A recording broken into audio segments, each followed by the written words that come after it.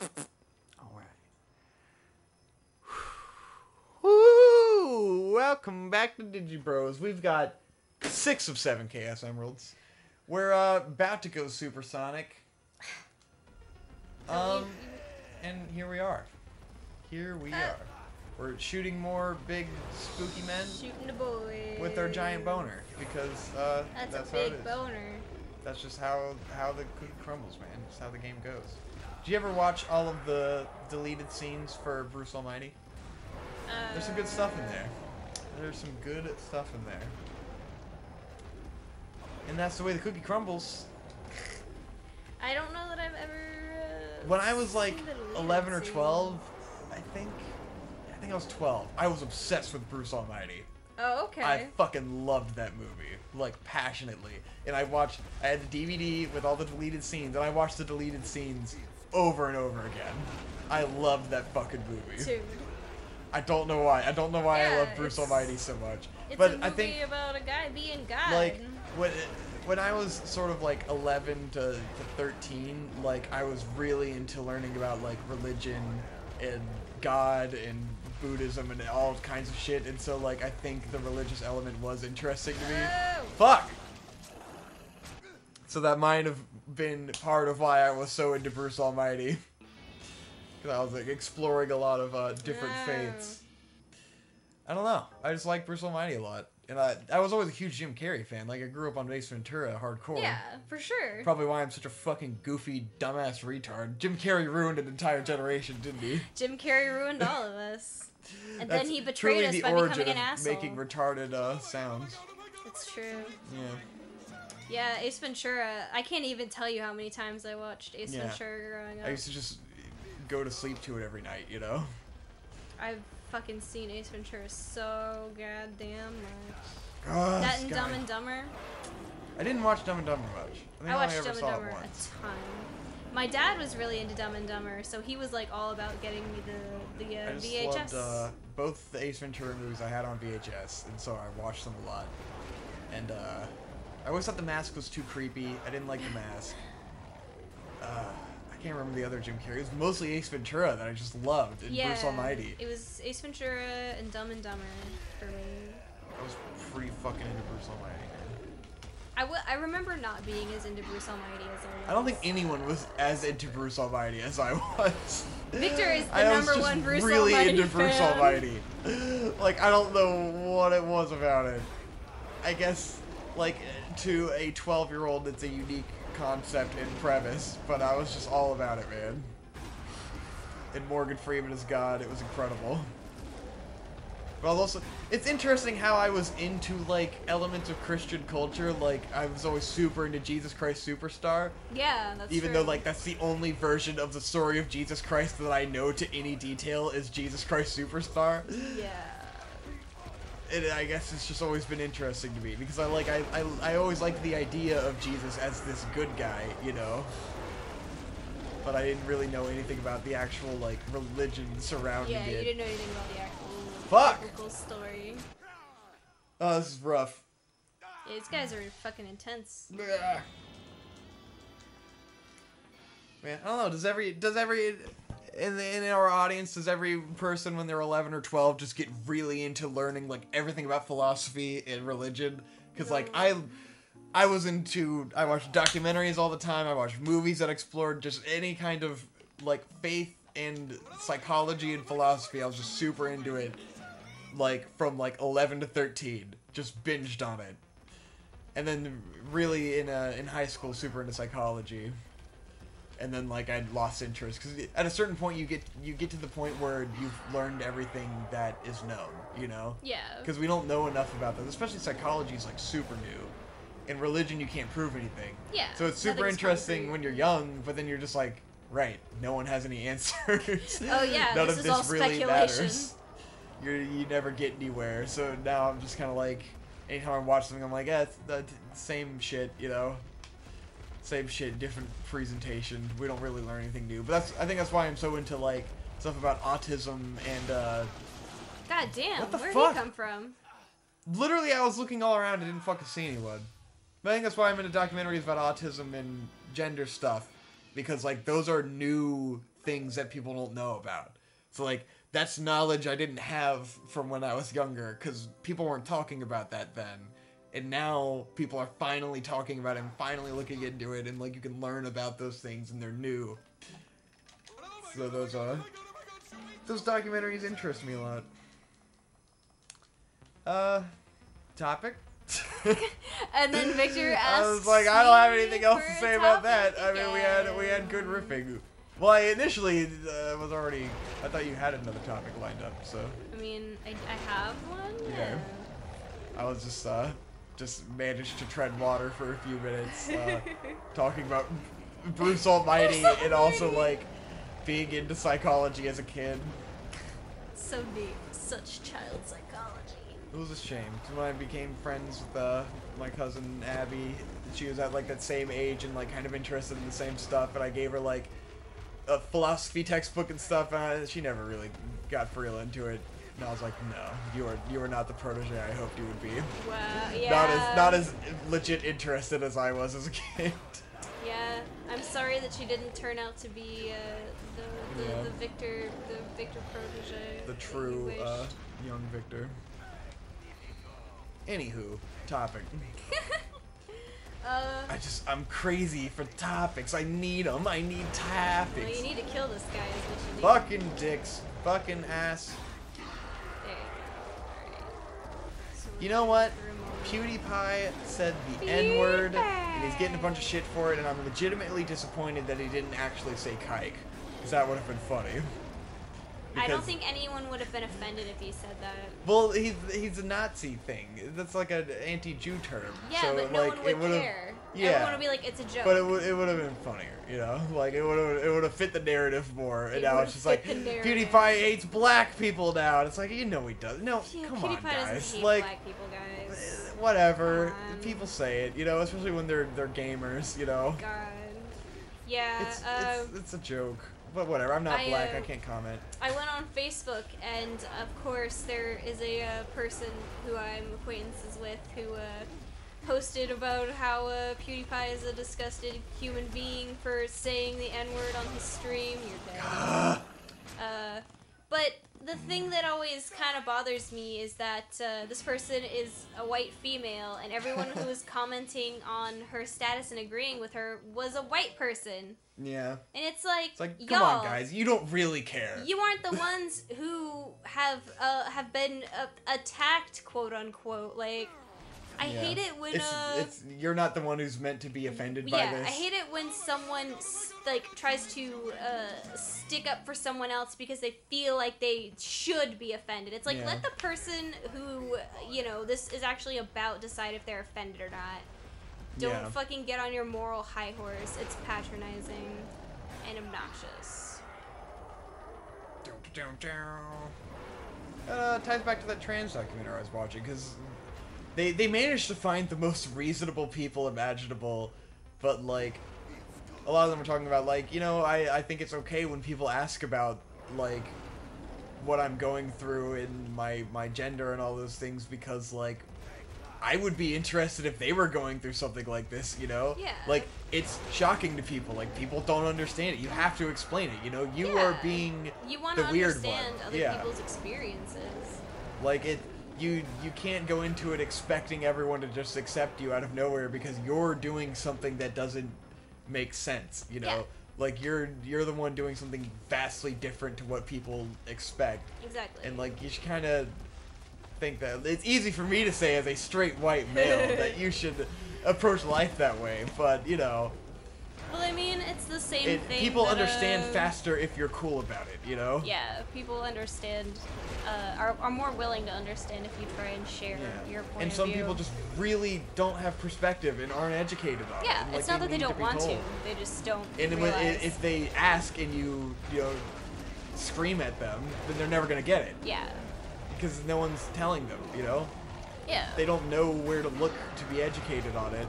And yeah, you're and right a lot of in front people of them, may not so, have even known that whatever the issue was a thing, Yeah. It's one of those things where now you always see these lists of like shit white people say to Asian people and stuff, or to who and whatever, but it's always like people are always very offended if you ask where they're from, if they have an accent or something, but it's like, that's interesting. Like, what's wrong with being interesting? Yeah. I don't quite understand. I mean, I guess I get it because I don't like talking to people in general, you know? So it's like, yeah, fuck off. But still, like, people are trying to make conversation and it's interesting. So, like, what's the big deal? I don't know. Yeah, it seems stupid to just not ask any questions of anybody and just be like, everyone is equal and the same, because no, everyone's not the same and equal. Everyone's Everybody different, fucking and that makes them interesting, and sometimes you just want to know, you know? As a straight white male, I don't share the experience of everyone else, and I'm curious to what their perspective is, you know? I want to know what their life is like, and the only way to know that is to ask. Yeah. And, like, I guess it's like, the people asking would probably love to share their perspective too. Oh, for sure. Yeah. But you don't care about it. That's the thing. No one cares about the straight white perspective. Because I guess they already know, because it's so common. Even though, like, I would be happy to share it if someone asked me, you know? I don't know. What is your straight white But no one cares, you know? No one cares about that perspective. That's so, I don't have the opportunity of someone asking me where I'm from. Like, but if I were in Japan, like, and someone asked me, you know, where are you from, I'd be like, America. America. You know, I'm the weird one here. Even if you're in, like, Australia, you know, even though I'm sure most people probably recognize an American accent faster than we can recognize theirs, you know? Like with British and Australian, where people get them confused, and they're like, oh, they get us confused. Well, it's like, well, we don't know. We don't know what you sound like. That's very true. You sound incredibly similar. We don't know the difference because we don't meet a lot of people with that accent. Yeah, we're not familiar with that. I do now because I'm an adult and I've met a lot of different British and Australian people. Like I have not. I don't know that I could when differentiate. You're younger, like it's definitely hard to differentiate if you haven't heard much of it. Fuck! Yeah. This is gonna be impossible. Holy shit. This is a nightmare. I thought really I was done. They love ramping up the difficulty of what you're doing. Oh, nice. Oh, fantastic. They are putting you through the ringer here, aren't they? Yeah. Alright. I think I'm finally done treading water, and we can get on to a topic. What do you got? Alright, I'm sorry. Kind of on that topic, Netflix just released season 4 of BoJack Horseman. Yeah. And speaking of talking about things that other people don't understand or explaining your life experiences, in this season they kind of go into just a little bit of detail about asexuality. Yeah, they touch it a little bit. They don't go. It seemed huge. like they were gonna go really in depth, but it's more like they expose like a little bit, and then it's kind of gone. Which I don't feel like that's a bad thing. Yeah, I mean at least because they it's did something that a lot of people. I mean, of course, you know, you have a lot of experience with that, and you're very aware of it. And I've watched a bunch of documentaries on it. For a lot of people, for a lot of normal people, that's not something that they have any awareness of. They have to be explained. So for someone to even say, like, hey, this is the thing, and this is what it is a pretty big step forward for that. Because, I mean, yes, now, BoJack Horseman is a show that only libtard cucks like us are going to watch. So only people who are open-minded to stuff like that are going to get this information. But still, even then, it's a nice thing to see that a character in a show literally just says, like, I'm asexual. It's not skirting around it. It's not hinting at it. It's not, you know, oh, the show writer says that so-and-so is asexual. No, the character canonically in the show says they're asexual, and they have a conversation with a group of other asexuals where they kind of break down in just a little bit of detail what that means. They tell him he's okay, and that's important. Well, they just kind of break down the difference between, like, being asexual and aromantic, which is something I think a lot of people don't even consider. They don't even divorce the thought of sexuality and romanticism. Because it's all one thing for most people. It was hard for me, you know, for a while. Yeah. Because that's very pertinent, and that's something I'm sure a lot of people haven't considered. And so even to put that idea in someone's head could make a lot of positive progress.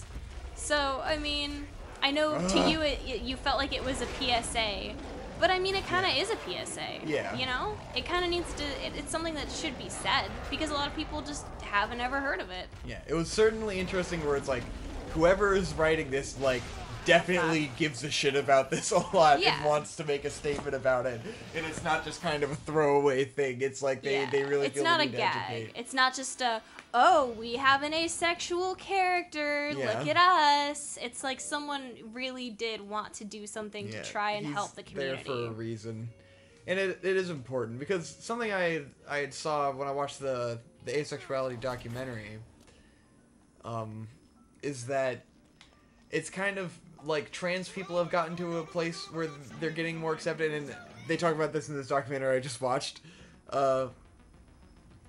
where it's like accepting trans people is even hard for gay and lesbian people, and like it used to be that they didn't accept them as part of the LGBT I guess it would have just been LGBT community then, but they didn't used to accept them. They thought they were freaks, and like even though, you know, they were gay and they went through a similar struggle and how like they were treated by society, they still didn't accept them. And then there's a documentary about asexuality, and they face the same thing, where it's like even the gay people and the bi people don't understand not being sexual, and people can't process it and they can't accept it. And so it's like, that's also, you know, it needs to be LGBTQA, you know? Like they're working towards that. I've seen that in other places where the A is added on, but it's not always accepted and not always thought about. And there's still people out there who need to hear it. Like even in Digibros, where you talked about your asexuality and people were like, yeah, that's me. And it's like, there's not a lot of awareness about it, that it's a thing, and that it's okay to be that way, and that it's perfectly fine, you know? Yeah. So it's good, especially in a cartoon where a lot of people who probably are that way are going to be watching it, you know? Like it appeals to that crowd. It may even, you know, affect someone who might feel like, you know, they are asexual, but they don't know how to name it. And so for them to see something, like if I had been a younger version of me who had never seen asexuality, and I had seen something like that, like, holy shit, that would have changed my fucking life. Like, that could have been something amazing. So for that to be something that, you know, younger people now can have, and if someone's feeling that way and they can get a label for, not necessarily a label, but just something to tell them that, like, what they're feeling is okay and not super weird and, like, it's alright, then that could be a big deal. Yeah. Of course, you know, BoJack Horseman still has its problems. I'm not saying it's perfect, but, you know, it's still a cool thing that it did.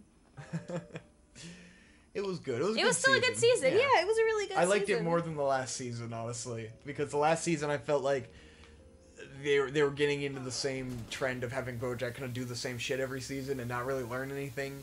And then this season they managed to give him something else to do. That was like, yeah, this is a logical progression of his character. It fits in. It doesn't make him do the same shit, you know? Yeah. Doesn't make him fall into the same patterns. Because, like, I understand people falling into cycles, but when you do the same, like, when the arc is that you learn and then you unlearn, that's where it gets a little, Yeah. Like, I'm glad I didn't fall into the trap of something like Archer, where it's just completely stagnant, and, like, I don't know if you've heard of what that show's become, but the author basically got bored of it and started making it go through parallel dimensions and shit. My God. And he's like trapped in a dream reality, so that the author could do whatever, or the writer could do whatever the fuck he wants with it, because he's just being forced to continue to make it. Like, that's what I don't want BoJack Horseman to be. Yay. So I'm glad they're clearly getting away from that. Yeah. Fuck! Nothing is better for a show's livelihood than when the author fucking hates having to write the show because they're being forced to. Yeah, like Naruto. Exactly. And Dragon Ball Z. And Boruto and all that other bullshit. God. Nothing better for a show. They're doing something good. And awareness is good. You need, like, literally that's the first time I have ever in my life seen an asexual character say they're asexual. Like, actually there's been characters that obviously are. Like, you could argue, like, Sherlock sometimes in some portrayals is asexual. And, like, I think BBC's Sherlock was kind of ace, wasn't he? Where like, he wasn't really interested in women. Some show writer somewhere may have said something about it. Yeah. Or, like, I think it was just one of those things where it was kind of like, no one says anything, but it's like, that's how the character is, you know? Like he's not interested in women, you know. Right. You can tell, and most of the time the characters are like that, where it's like they just they have those tendencies, but no one says it, you know. Like in one of the things I think of is the main character in Samurai Flamenco. He struck me as being very asexual, but no one ever said it, you know. Yeah. There's been a lot of those characters because me and you always talk about it, how like, oh, they're obviously asexual, but they're not saying it, you know. Yeah. There's some other ones. I can't remember the other ones. They used to have more examples of like suspected asexual characters. Suspected asexuals. Damn it, there was a really good one kind of recently. It's totally not coming to me. But it was still a really good season. Yeah, good shit. I enjoyed it. Good message. Good season. Go watch the rest of BoJack Horseman, and then fucking wait another year for another. It sucks that it's so short, and then it's just gone. And like, I wish they'd go week to week just so I have it for longer, and don't have to just be like, well, that was 2 days of a show, and now it's another year. Wait, sweet. Yeah, we do tear through. That's how we've been doing everything. We tear through a show, and then it's like, And then we have now there's a sense of emptiness. a hole in our hearts. Because there's only so many good shows. That's true. When you watch them at the rate we watch them. Yeah. And when you don't want to read subtitles all Yeah, that's the real specification. Is it's like, yeah, if we went into old anime, there's a fucking huge backlog, but we just want to chill, man. Just want to chill. Just want to chill, bro. Like, I want to lay back, and then it gets late, and then I get tired when I watch the animes. Or you can't, like, be stressed out and watch anime because you're thinking about, like, work and stuff. Yeah. It's too easy to get distracted with anime because you have to focus so hard on it. You gotta focus. You gotta forward focus. You gotta have that laser point fucking focus. Yeah. How many minutes are we at for this episode? 22. Are we done talking about that topic? Yeah. Alright, I'll I just end wanted this to kind of episode. mention it because I thought it was cool. An entire episode of fucking fighting these giants with my boner. With your big And boner. fucking failing. Hopefully on the next episode I'll get better at shooting my boner at giants. Yeah. See